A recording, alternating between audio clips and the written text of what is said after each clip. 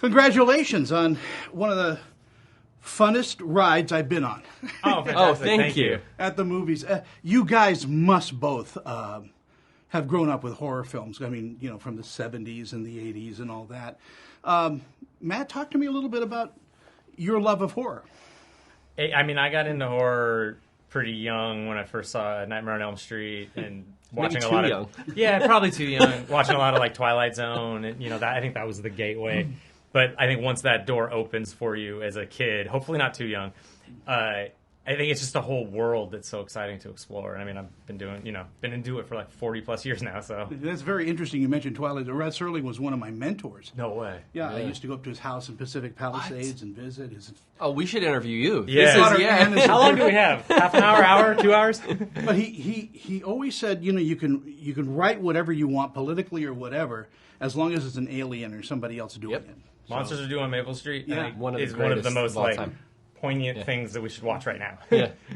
Tyler, you grew up as well, loving horror.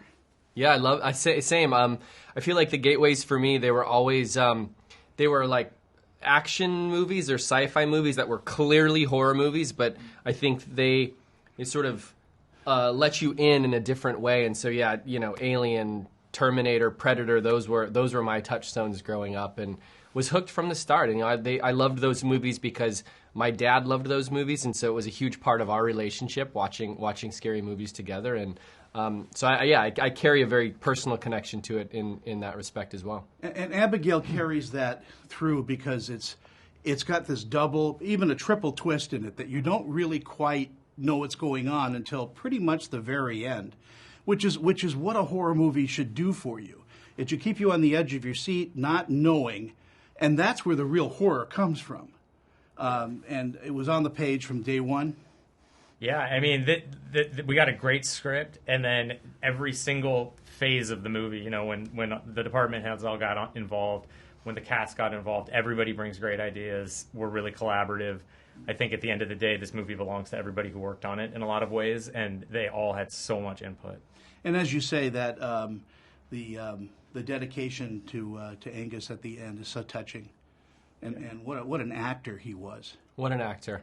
We feel so honored that we had, unfortunately too short of a time, but a short time to get to know him and work with him. I think that we feel really changed by the experience of having gotten to work with Angus, and I think that everybody that was in contact with him felt the same way. He was one of the most generous and kind souls, and very, very sad that he's gone too soon. But we're so grateful that his memory lives on in this movie. Well, one of the good things is that everybody that I know is raving about this film, and I think it's a must-see, not just for the horror, but just as a good time, and you brought that back to us. So thank you guys so much. Thank you. Thank you. That means so much to hear.